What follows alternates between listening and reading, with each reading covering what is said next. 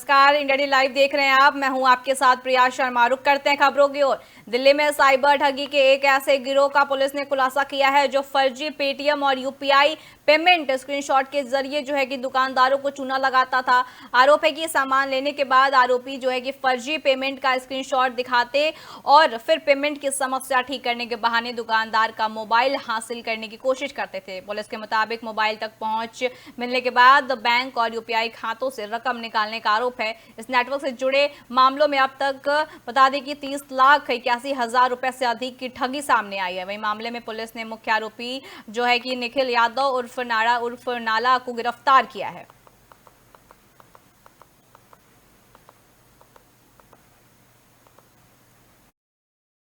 ये case workout किया है। हमारे पास कंप्लेंट 29 मार्च को आई थी। इसमें विजय गोयल करके एक सदर बाजार के व्यापारी हैं जिनकी तरफ से कंप्लेंट आई थी, जिस पे हमारी टीम ने काम किया।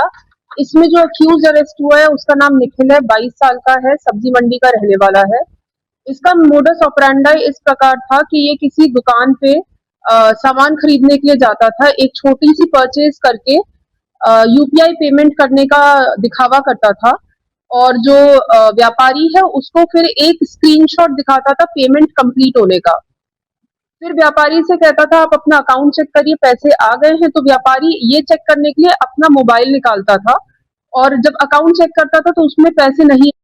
वहीं दिल्ली में साइबर ठगी के शातिर गिरोह का पुलिस ने खुलासा किया है। आरोपी फर्जी पेटीएम और यूपीआई पेमेंट का स्क्रीनशॉट दिखाकर दुकानदारों से सामान लेते और फिर मोबाइल हासिल करने की कोशिश करते थे। आरोप है कि मोबाइल तक पहुंच मिलते ही बैंक और यूपीआई खातों से जो है कि रकम उड़ाई जाती थी। पुलिस के मुताबिक 30,81,700 रुपए से ज्यादा की जो है कि ठगी सामने आई है। वहीं मामले में मुख्य आरोपी निखिल यादव उर्फ नाड़ा उर्फ नाला गिरफ्तार हुआ है।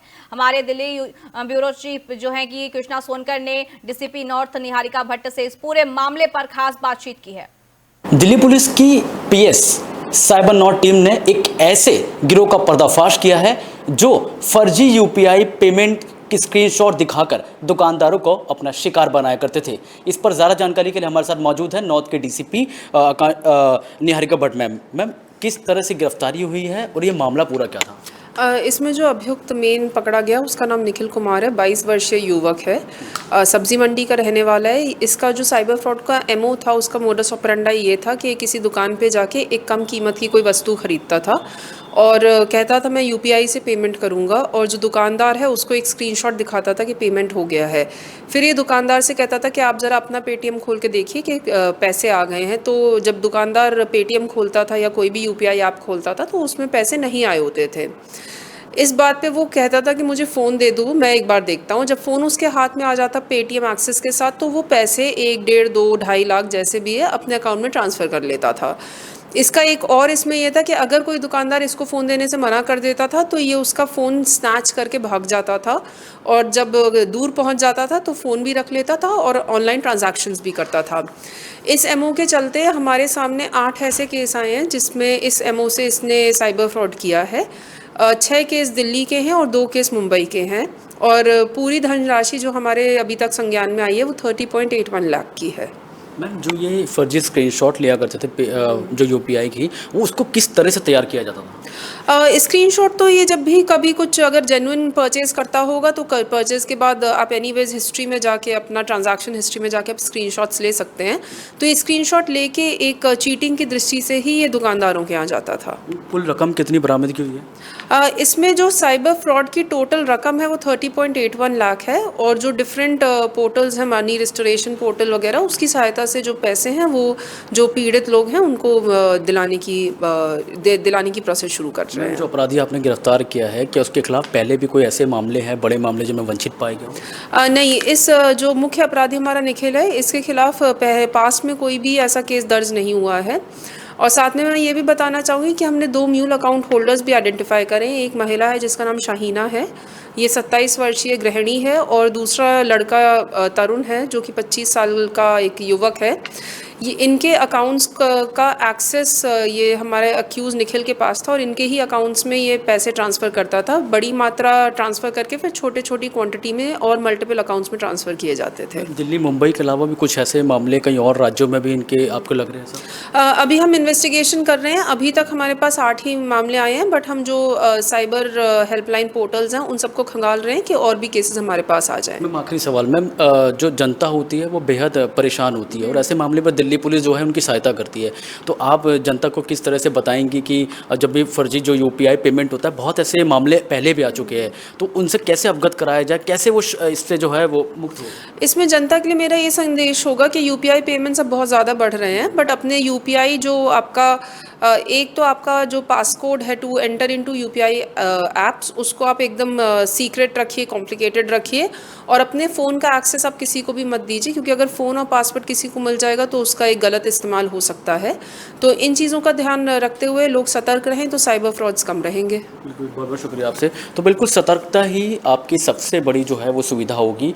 कभी भी अगर कहीं भी कोई दुकानदार हो, अगर वो पेमेंट लेता है तो देखभाल कर, दिल्ली पुलिस की पहल है, सबसे पहले उनकी पूरी तरह से जांच करें और उसके बाद ही जो है जो पेमेंट जो है वो अपने अकाउंट में डलवाई जाए। कैमरा पर्सन चिराग चौहान के साथ कृष्णा। बढ़ते अगली खबर की ओर। लोक माता अहिल्याबाई मातृशक्ति यात्रा योजना के शुभारंभ पर जो है कि मंत्री कैलाश राजपूत ने मुख्यमंत्री योगी आदित्यनाथ का आभार जताया है। सदर के बेहरीन स्थित एक निजी गेस्ट हाउस में सैकड़ों महिलाओं की मौजूदगी में जो है कि मुख्यमंत्री के कार्यक्रम का लाइव प्रसारण देखा गया। इस दौरान जो है कि मंत्री कैलाश राजपूत ने कहा कि रक्षाबंधन के मौके पर 27, 28 और 29 अगस्त को पूरे प्रदेश में महिलाओं के लिए यूपी रोडवेज बसों का जो है कि सफर मुफ्त रहेगा। उन्होंने बताया कि 60 साल से अधिक उम्र की महिलाओं के लिए जीवन भर जो है कि मुफ्त बस यात्रा की सुविधा होगी। वहीं मंत्री ने इस योजना को महिलाओं के सम्मान और सुविधा से जुड़ी बड़ी पहल बताते हुए मुख्यमंत्री योगी आदित्यनाथ का आभार जताया है। माननीय मुख्यमंत्री योगी आदित्यनाथ जी ने रक्षाबंधन के पर्व पर माता अहिल्याबाई होलकर जी के नाम से अभी हम सब लोगों ने प्रसारण सुना है और उसमें निःशुल्क 27, 28 और 29 तारीख को एक सहवर्ती के साथ माताएं बहनें अपना रक्षाबंधन के पर्व मना सकती हैं और दिनांक 29/8/26 से 60 वर्ष से ऊपर की माताएं बहनें पूरे जीवन भर निःशुल्क यात्रा। वहीं बरेली में मिलिट्री इंटेलिजेंस और कैंट पुलिस ने अग्निवीर अभ्यर्थियों से ठगी करने वाले गिरोह का खुलासा किया है। बता दें कि आरोपी खुद को सेना का सेवानिवृत्त हवलदार बताकर री मेडिकल में फेल अभ्यर्थियों को पास कराने का झांसा देता था। पुलिस ने लखनऊ निवासी राजेश तिवारी को गिरफ्तार किया है, जबकि उसका एक साथी फरार बताया जा रहा है। मामला कैंट थाना क्षेत्र में मिलिट्री अस्पताल के पास का है। वहीं पुलिस के मुताबिक जो है कि 25 अगस्त को मिली सूचना के आधार पर कार्रवाई करते हुए आरोपी को घेराबंदी कर पकड़ा गया है। आरोपी के मोबाइल से 40,000 रुपए के डिजिटल लेन देन का साक्ष्य भी मिला है। वहीं पुलिस ने उसके कब्जे से फर्जी मोहर, फर्जी लेटर, मोबाइल फोन और अभ्यर्थियों की जानकारी वाला रजिस्टर बरामद किया है। पुलिस अब आरोपी के फरार साथी की तलाश के साथ पूरे गिरोह के नेटवर्क की जांच में जुटा है। श्रीमान वरिष्ठ पुलिस अधीक्षक जनपद बरेली के निर्देशन में लगातार संगठित अपराध के विरुद्ध कार्रवाई चल रही है और इसी क्रम में मिलिट्री इंटेलिजेंस की सूचना पर और थाना कैंट और एसओजी जनपद बरेली के संयुक्त ऑपरेशन से एक व्यक्ति को गिरफ्तार किया गया है। इसका नाम है राजेश तिवारी, निवासी लखनऊ। ये जो व्यक्ति है ये मिलिट्री हॉस्पिटल के आगे बहुत सारे अभ्यर्थियों से उनको झांसा देकर जिनका री मेडिकल चल रहा था अग्निवीर भर्ती में, उनको झांसा देकर कि जो अनफिट हैं उनको। वहीं बढ़ते हैं अगली खबर की ओर। उत्तर प्रदेश कांग्रेस के प्रदेश अध्यक्ष अजय राय की प्रेस वार्ता में निषाद समाज के 2 प्रमुख नेता मंच पर मौजूद रहे। अयोध्या कार्यक्रम के आयोजक रहे राम निहाल निषाद ने कहा कि निषाद समाज कांग्रेस के साथ है और भाजपा को सबक सिखाएगा।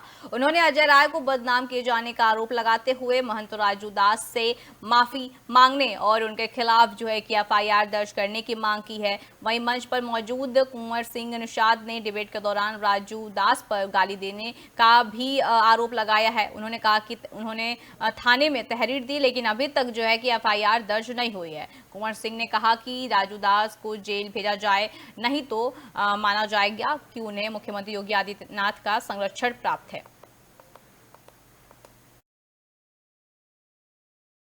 जैसे हमारे नौजवान नेता जो हजारों हजार की संख्या में ये आस लगाए बैठे हैं, वो सब के सब इकट्ठा हो रहे हैं, गोलबंद हो रहे हैं, और आने वाले दिनों में कांग्रेस पार्टी मजबूत होने जा रही है। मैं निवेदन और करना चाहता हूं, अयोध्या के विषय में थोड़ा बोलना चाह रहा हूं, 1 मिनट देना चाहूंगा। हमारे माननीय अध्यक्ष जी के ऊपर झूठा आरोप लोग लगा रहे हैं। ऐसे सात्विक व्यक्ति, ऐसे मेहनती व्यक्ति हमने आज तक किसी दल का मैंने पाया नहीं। जिस तरह से गरीबों, पिछड़ों, दलितों के बीच में आप जा रहे हैं, निषादों के बीच में जा रहे हैं, देख लेना निषाद समाज के लोगों, पिछड़ों, दलितों, गरीबों कि परमात्मा निषाद हमारा नौजवान नेता गोरखपुर का था। आप गए उसके घर पर, उसकी बेटी रो रही थी, उसको आपने बुलाया, फुसलाया। ये लोग बोलने वाले लोग नहीं, ये पूरी तरीके से झूठ बोलने वाले लोग। और योगी जी का एक वीडियो आपको दिखाना चाहूंगा, ये आप देख सकते हैं, उनका ये पुराना वीडियो है। ये देखिए योगी जी रो रहे हैं, ये देख सकते हैं आप।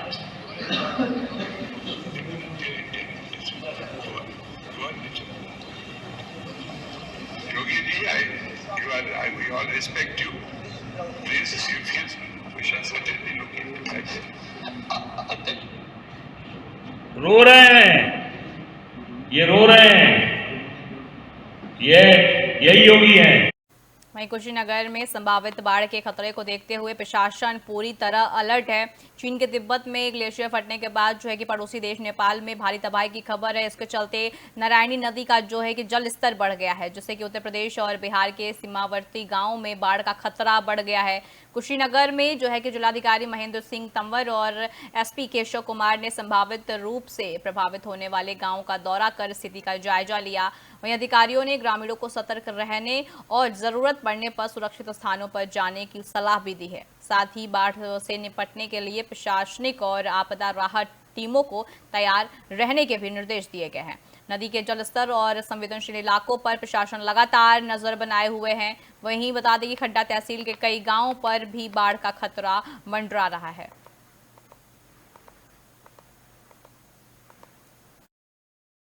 आज हम लोग जो जनपद कुशीनगर में हमारे नदी के इस पार जो गांव है, आज हम शिवपुर गांव में यहाँ पे हैं। मैं और कप्तान साहब और हमारी पूरी टीम जो है वो आज आए हैं। मैं सभी जो हमारे आसपास के गांव हैं उन सभी गांववासियों को और जनपद वासियों को मैं ये अवगत कराना चाहता हूँ कि अभी आपको जानकारी प्राप्त भी हुई होगी कि नेपाल तिब्बत बॉर्डर पे जो है एक ग्लेशियर लेक के फटने से जो है कुछ पानी का बहाव तेज हुआ है, और पानी के बहाव तेज होने की वजह से ये संभावना व्यक्त की गई थी कि अगले कुछ घंटे में 10-15 घंटों के बाद में कुछ पानी जो है एक्स्ट्रा पानी हमारे जनपद।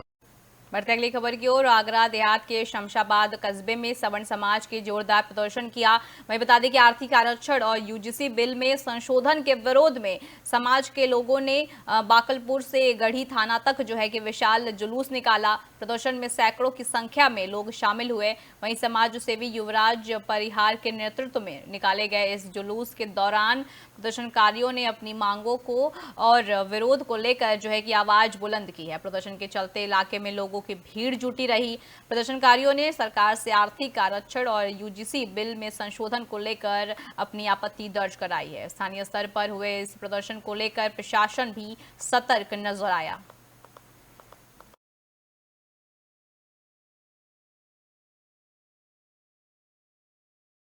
वहीं चीनी के बढ़ते दामों को लेकर राज्य मंत्री कैलाश राजपूत का जो है कि बयान सोशल मीडिया पर तेजी से वायरल हो रहा है। तिरवा विधायक और ऊर्जा विभाग के राज्य मंत्री कैलाश सिंह राजपूत ने जब चीनी की बढ़ती कीमतों और महंगाई को लेकर सवाल किया गया तो उन्होंने चीनी के दाम बढ़ने की जानकारी होने से साफ इनकार कर दिया। मंत्री ने कहा कि उन्हें इसकी जानकारी नहीं है। ऐसे में महंगाई के बीच मंत्री का यह बयान अब सियासी चर्चा का जो है कि विषय बन गया है। सोशल मीडिया पर भी मंत्री के बयान को लेकर तरह तरह की प्रतिक्रियाएं सामने आ रही हैं।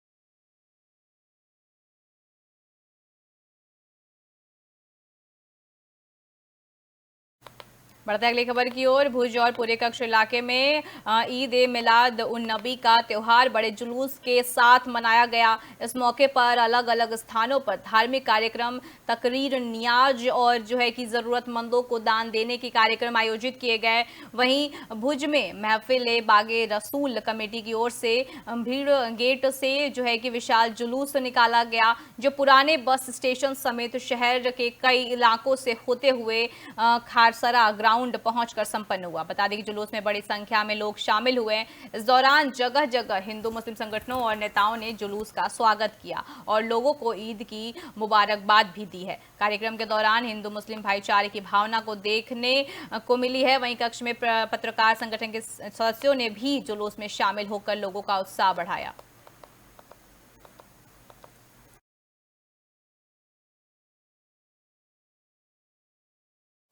वहीं रायगढ़ में युवा सेना प्रमुख आदित्य ठाकरे ने मुंबई गोवा राष्ट्रीय राजमार्ग की बदहाली का जायजा लिया है।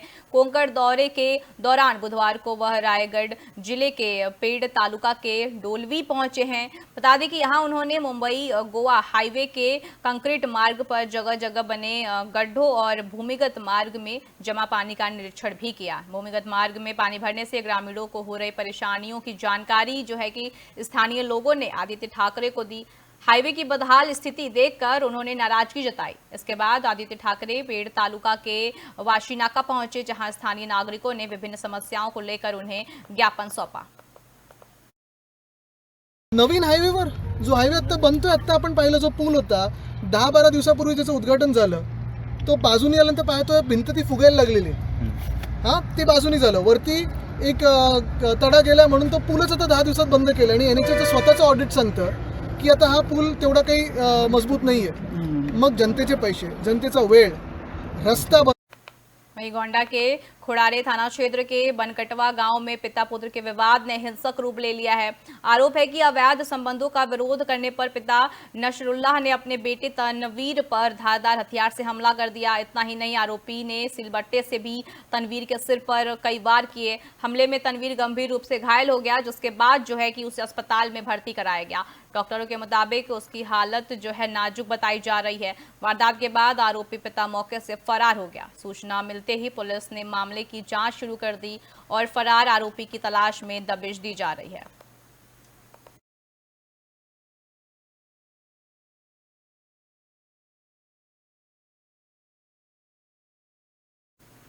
बढ़ती महंगाई और चीनी के दामों में बढ़ोतरी के खिलाफ समाजवादी पार्टी के कार्यकर्ताओं ने जोरदार प्रदर्शन किया है। बड़ी संख्या में सपा कार्यकर्ता जो है कि लखनऊ के हजरतगंज चौराहे पर पहुंचे। हाथों में बैनर और पोस्टर लेकर प्रदर्शनकारियों ने भाजपा सरकार के खिलाफ जमकर नारेबाजी की है और महंगाई वापस लेने की मांग को लेकर सरकार को घेरा। प्रदर्शन को देखते हुए जो है कि मौके पर भारी पुलिस बल तैनात किया गया। वहीं पुलिस ने प्रदर्शन कर रहे सभी सपा कार्यकर्ताओं को हिरासत में लेकर इको गार्डन भेज दिया। बता दें कि प्रदर्शन के दौरान काफी देर तक जो है कि हजरतगंज चौराहे पर हलचल बनी रही।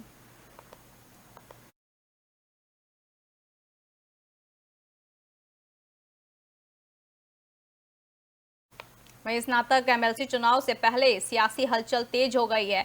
बीजेपी से टिकट नहीं मिलने के बाद बता दें कि अम्बरीश पाल सिंह ने निर्दलीय प्रत्याशी के तौर पर चुनावी मैदान में ताल ठोक दी है।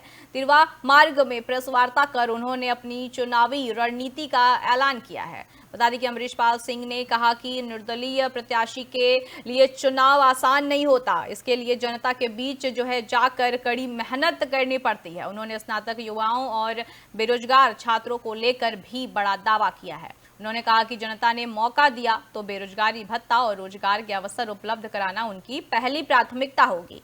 साथ ही उन्होंने छात्रों और युवाओं की आवाज जो है कि सदन तक पहुंचाने का वादा किया है। आप सब लोगों को मेरा नमस्कार, प्रणाम।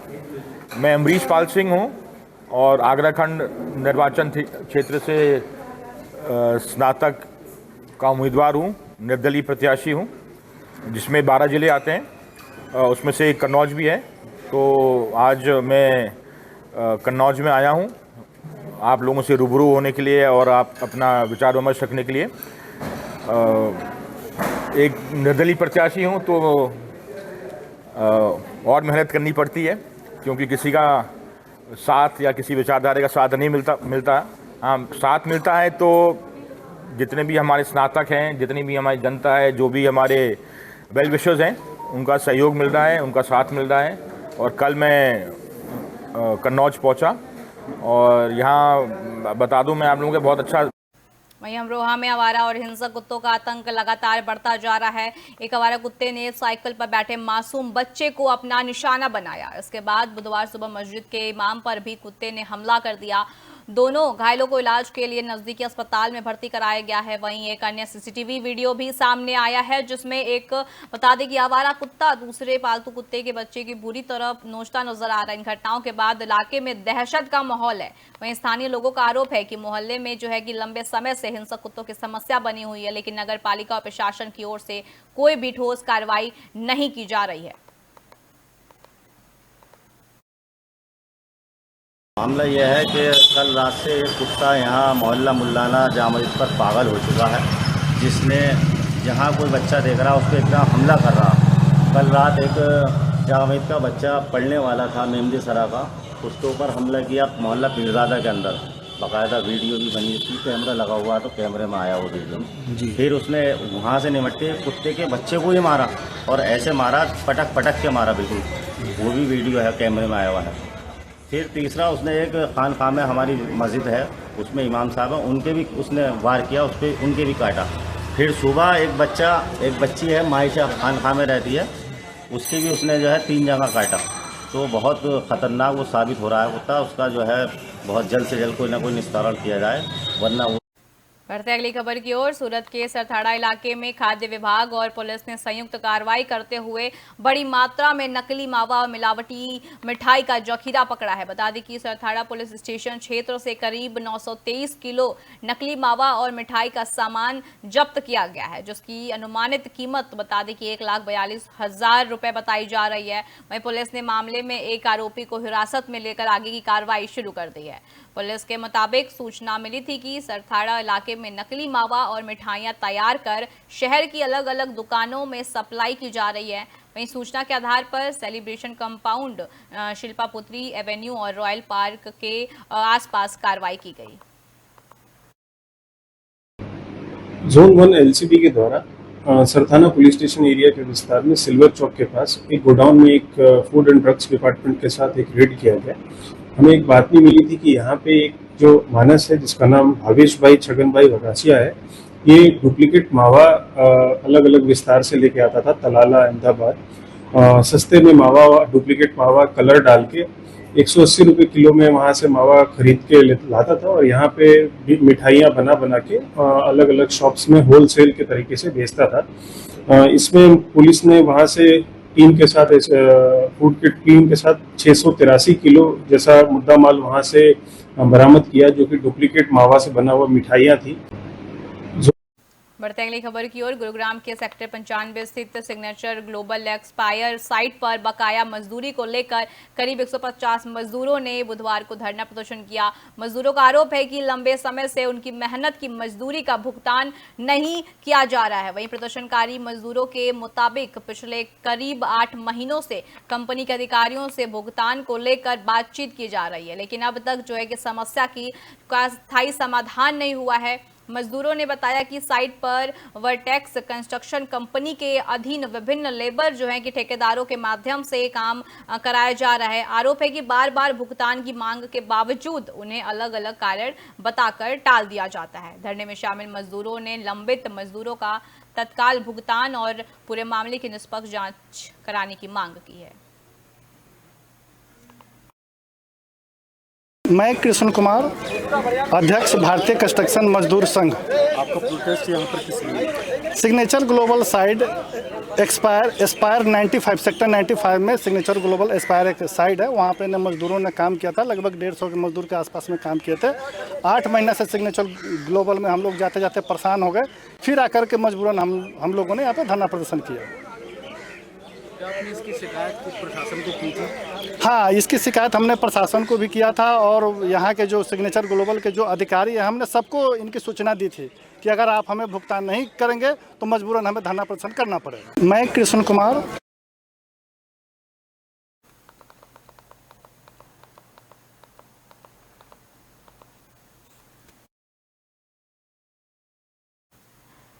वहीं इस खबर में और जानकारी बता दें कि गुरुग्राम के जो है कि सेक्टर 95 स्थित सिग्नेचर ग्लोबल एक्सपायर साइट पर जो है कि बकाया मजदूरी को लेकर करीब 150 मजदूरों ने बुधवार को जो है कि धरना प्रदर्शन किया। वहीं मजदूरों का आरोप है कि लंबे समय से उनकी मेहनत की मजदूरी का भुगतान नहीं किया जा रहा है। प्रदर्शनकारी जो है कि मजदूरों के मुताबिक पिछले करीब 8 महीनों से कंपनी के अधिकारियों से भुगतान को लेकर बातचीत की जा रही है, लेकिन अब तक समस्या का स्थायी समाधान नहीं हुआ है।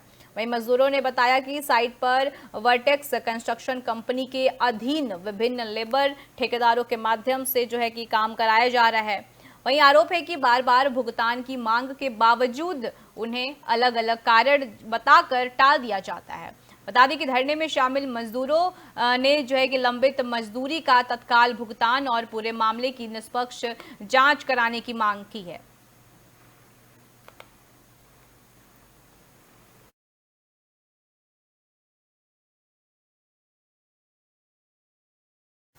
फिलहाल के लिए इतना ही। आप देखते रहिए इंडिया डेली लाइव। नमस्कार।